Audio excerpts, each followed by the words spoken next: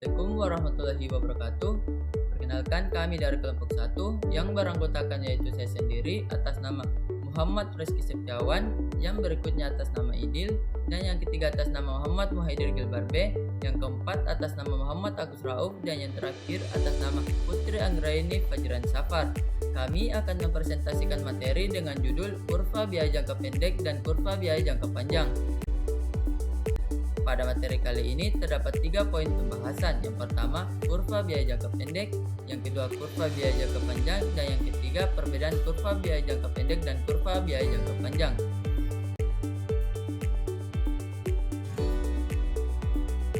Kurva biaya jangka pendek. Dalam teori biaya produksi dibedakan berdasarkan jangka waktu. Yang pertama yaitu dalam jangka pendek, perusahaan hanya dapat menambah sebagian faktor produksi, sementara sebagian lainnya dianggap tetap. Artinya, perusahaan hanya bisa mengubah beberapa input produksi, tetapi tidak semua. Sedangkan dalam jangka panjang, perusahaan dapat mengubah semua faktor produksi. Jumlah semua input dapat disesuaikan dengan kebutuhan produksi. Bentuk kurva biaya jangka pendek. Bentuk kurva biaya jangka pendek terbagi menjadi 3, yaitu yang pertama kurva biaya total, yang kedua kurva biaya rata-rata, dan yang ketiga kurva hubungan antara biaya marginal dengan biaya berubah rata-rata dan biaya rata-rata. Kurva biaya total bisa dilihat pada gambar. Kurva biaya total terdiri dari 3 bentuk kurva. Yang pertama, kurva TFC atau Total Fixed Cost. Kurva ini berbentuk horizontal, menunjukkan bahwa biaya tetap tidak berubah walaupun jumlah produksi berubah. Yang kedua, kurva TVC atau Total Variable Cost. Kurva ini dimulai dari titik nol dan akan semakin menanjak seiring bertambahnya produksi. Dan yang terakhir yaitu kurva TC atau Total Cost. Kurva ini merupakan hasil penjumlahan dari TFC dan TVC. Bentuknya menanjak dimulai dari titik yang sama dengan TFC, tetapi kemudian meningkat seiring bertambahnya produksi. Kedua, kurva biaya rata-rata. Bisa dilihat pada gambar. Kurva ini terdiri dari 3 bentuk kurva. Yang pertama, kurva AFC atau Average Fixed Cost. Pada kurva ini berbentuk menurun dari kiri atas ke kanan bawah. Hal ini disebabkan karena biaya tetap terbagi ke jumlah produksi yang semakin besar, sehingga semakin tinggi produksi maka semakin kecil biaya tetap rata-rata. Sedangkan untuk kurva AVC atau Average Variable Cost dengan AC Average Total Cost, kurva ini berbentuk U. Bentuk ini mencerminkan hukum hasil yang semakin berkurang, yang berarti pada tahap awal produksi biaya rata-rata dan biaya marginal menurun, tetapi setelah melewati titik tertentu biaya ini mulai meningkat karena efisiensi yang menurun dalam produksi. Baik, saya akan menjelaskan tentang hubungan antara kurva MC dengan AFC dan AC. Untuk memahami hubungan antara kurva biaya marginal atau MC dan biaya variabel rata-rata atau AFC serta biaya total rata-rata atau AC, perhatikan contoh berikut. Contoh pengaruh MC terhadap AFC, misalnya pada produksi 10 unit, biaya variabel rata-rata atau AFC-nya adalah Rp100. Dengan demikian, total variable cost atau TFC adalah TFC sama dengan 10 kali 100 sama dengan Rp1.000. Jika untuk menambah 1 unit produksi lagi diperlukan biaya marginal atau MC sebesar Rp56, maka TFC-nya sama dengan Rp1.000 ditambah Rp56 sama dengan Rp1.056. Untuk 11 unit produksi, AFC menjadi sama dengan AFC TFC dibagi Q, yaitu Rp1.056 dibagi Rp11 sama dengan Rp96. Karena nilai FC menurun dari Rp100 menjadi Rp96, ini menunjukkan bahwa NC lebih kecil daripada AFC, sehingga kurva AFC menurun.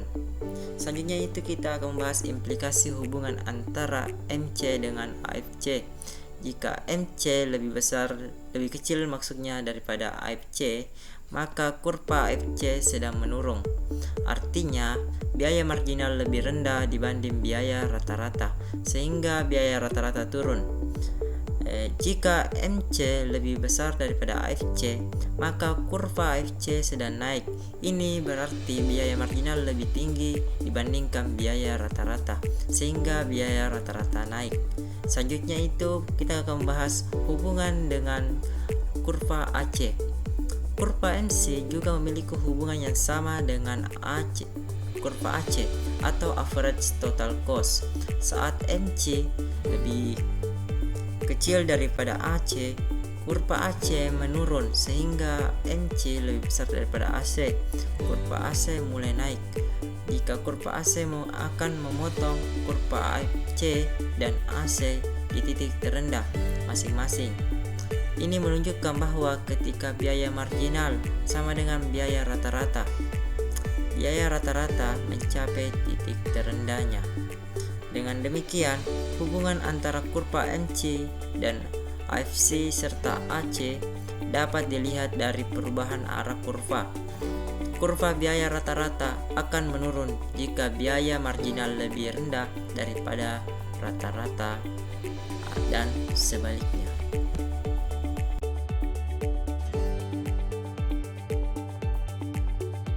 Baik, saya Haidir, saya akan melanjutkan materinya.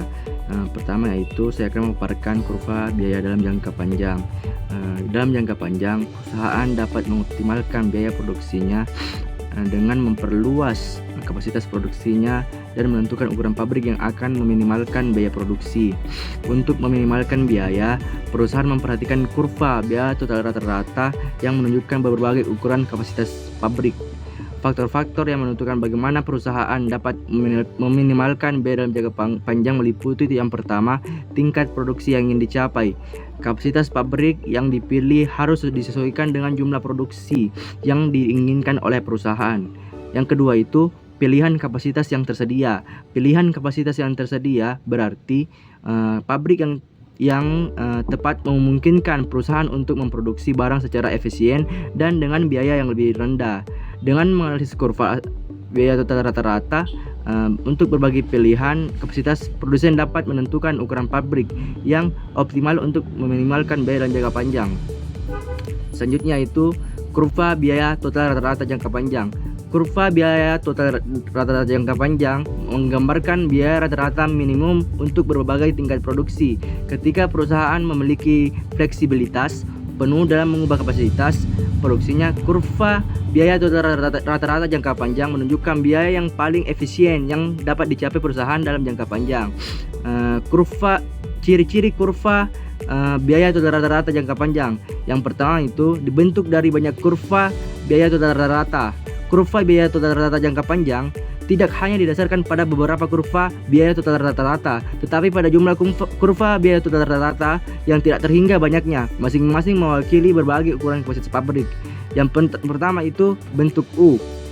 Kurva biaya total rata-rata jangka panjang berbentuk U mencerminkan bahwa biaya rata-rata berkurang pada awalnya seiring peningkatan skala produksi, kemudian mencapai titik minimum dan akhirnya meningkat lagi ketika skala produksi terus diperbesar. Terakhir yaitu kurva minimum biaya dalam jangka panjang. Kurva biaya total rata-rata jangka panjang mencerminkan biaya minimum yang dapat dicapai oleh perusahaan pada tingkat produksi yang berbeda dalam jangka panjang, meskipun tidak menghubungkan setiap titik terendah dari kurva biaya total panjang.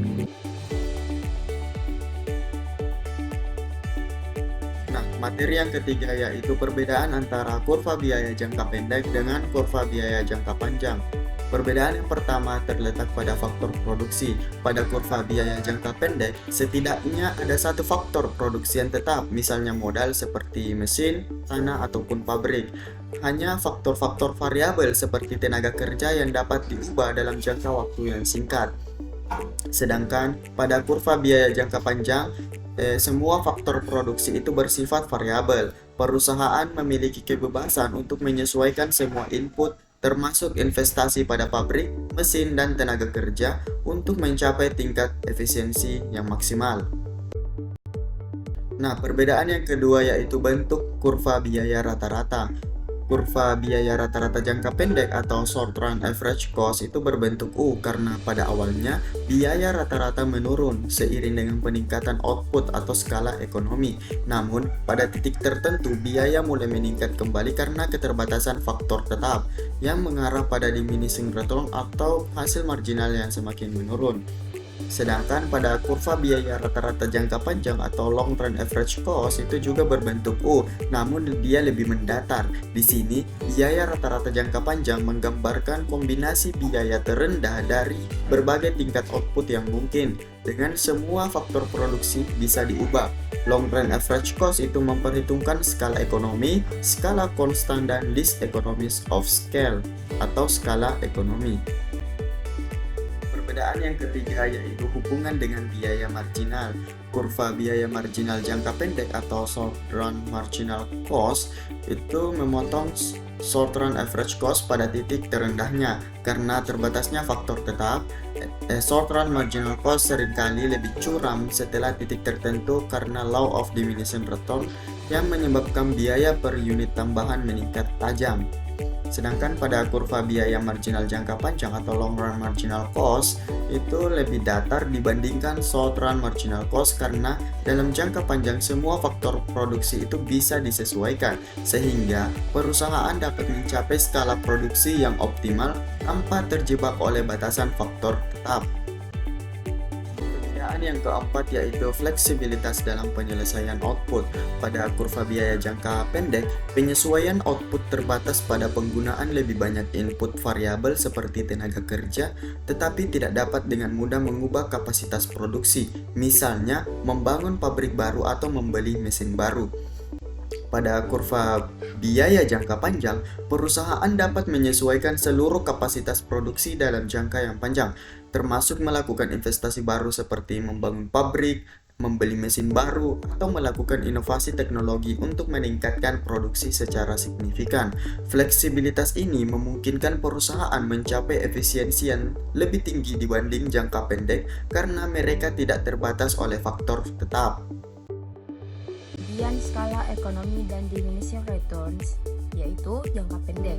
Dalam jangka pendek, perusahaan biasanya mengalami diminishing returns atau hasil yang menurun setelah mencapai kapasitas tertentu karena keterbatasan pada input tetap. Sebagai contoh, menambah lebih banyak tenaga kerja pada mesin yang tetap akan memberikan peningkatan output yang semakin kecil. Terus, bagian jangka panjang. Dalam jangka panjang, perusahaan bisa mencapai skala ekonomi atau economies of scale, di mana biaya rata-rata per unit menurun seiring dengan peningkatan output.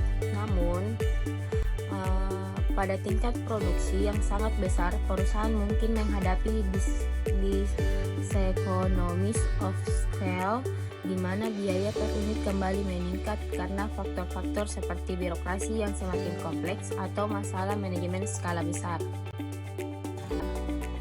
Terus pada bagian fokus pada periode waktu, yaitu jangka pendek. Kurva jangka pendek lebih relevan untuk periode waktu yang terbatas, di mana perusahaan tidak memiliki cukup waktu untuk mengubah semua input tetap. Terus yang jangka panjang, kurva jangka panjang menggambarkan keputusan yang dibuat selama periode yang lebih panjang ketika perusahaan memiliki fleksibilitas penuh untuk menyesuaikan semua input produksi. Terus untuk bagian titik minimum kurva, yaitu jangka pendek. Dalam kurva biaya jangka pendek atau SRAC,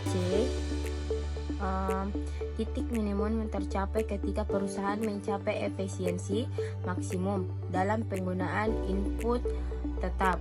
Tetapi setelah itu biaya meningkat karena keterbatasan kapasitas. Terus jangka panjang. Dalam kurva biaya jangka panjang atau LRAC, tingkat minimum terjadi ketika perusahaan mencapai skala produksi optimal di mana semua input telah disesuaikan untuk meminimalkan biaya per unit. Perusahaan tidak terbatas oleh kapasitas tetap sehingga mereka dapat memilih tingkat produksi optimal dengan biaya terendah.